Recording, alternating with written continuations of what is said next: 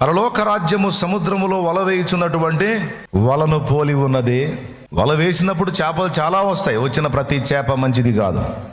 అలాగే పొలంలో నువ్వు విత్తనాలు చల్లినప్పుడు విత్తనాలు మొలకెత్తుతాయి. దాంతోపాటు కలుపు మొక్కలు కూడా ఉంటాయి. అవి కూడా ఆ పొలంలోనే ఉంటాయి. అవి ఈ ధాన్యపు మొక్కల పక్కనే ఉండి, బ్రదర్ మీరు మేము బాయ్ బాయ్ ఫ్రెండ్షిప్, మనందరం ఒకటే, పొలం ఒక్కటే, మనం కలిసి ఉన్న స్థలం ఒక్కటే, మనకు సేద్యం చేస్తున్న వ్యవసాయదారుడు ఒక్కడే, మనకు అందుతున్న నీరొక్కటే, అన్నీ ఒక్కటే. ఒకరోజు సమయం చూస్తాడు, ఆ కలుపుని దున్నే ఉంటాయి సాధనాలు, వాటిని తీసుకొని ఎడ్లను దించుతాడు పొలంలోకి. ఒక టైం నాగలి దించినప్పుడు పనికి వచ్చే మొక్కను ఉంచుతాడు, పనికి రాని కలుపు మొక్కను పెరిగి అవతల పడేస్తాడు, నీట్గా విడగొడతాడు వ్యవసాయదారుడు. వలలో చేపలు పడ్డప్పుడు అన్ని కలిసి, ఆహా మనం అందరం కలిసి ఒకే వలలో ఉన్నాం, ఒకే జాలరి చేతుల్లో ఉన్నాం. కానీ దరికి వచ్చినప్పుడు గ్రేడ్ చేస్తాడు. గ్రేడ్ చేసే విషయంలో ఆ సముద్రంలోనే ఏం చేస్తాడంటే, మంచి చేపల్ని తన బాక్సులో వేసుకుంటాడు, పనికిరాని చేపలు వీళ్ళు ఏం చేస్తారని చూస్తే మళ్ళీ సముద్రంలోకి విసిరారు. ఎందుకు మళ్ళీ సముద్రంలోకి విసిరారు? పనికిరాదన్నప్పుడు చంపేయాలి కదా, దాన్ని చంపేయాలి కదా, మళ్ళీ ఎందుకు వాటిని అందులో విసిరారు అంటే నాకు ఒక డౌట్ వచ్చింది. ఎందుకు విసిరుంటారు? పెద్ద పెద్ద చేపలకు చిన్న చేపలే ఆహారం. దేవునికి స్తోత్రం, హల్లెలూయా.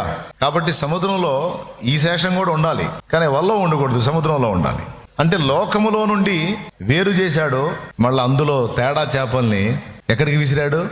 వెళ్ళిపోనిచ్చాడు. ఎంతమందికి అర్థమైంది? అరే వాళ్ళు వెళ్ళిపోయారు, వీళ్ళు వెళ్ళిపోయారు, వాళ్ళు బలహీనపడ్డారు, వీళ్ళు బలహీనపడ్డారు. చేతనైతే ప్రార్థన చేయ అవకాశం ఉంటే ఇంకోసారి చెప్పు.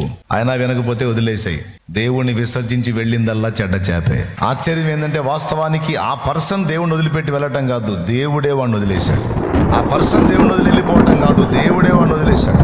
దేవుడే ఆమెను వదిలేశాడు. వాళ్ళు అనుకుంటారు, యేసుప్రభుని ఎప్పుడో వదిలేశాక, నేను యేసుప్రభుని వదిలేశానండి, వదిలేసి నేను మా వ్యవహారాల్లోకి వెళ్ళిపోయాలే, మనకి అభ్యాసం సెట్ కాదు. యేసుప్రభుని ఎప్పుడో వదిలేశాను. నేనంటాను, వెర్రి మొహమా, యేసుప్రభు నువ్వు వదలటం కాదు పిచ్చిదానా, యేసుప్రభువే నిన్ను వదిలేశాడు.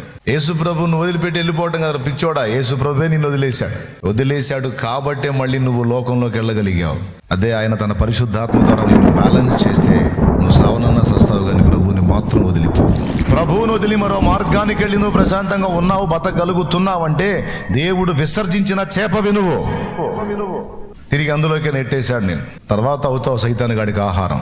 మీలాంటి వాళ్ళందరినీ భక్షించి వాడు పెద్ద చేప వాళ్ళు వాడిని వేయాలి ఫైనల్. అది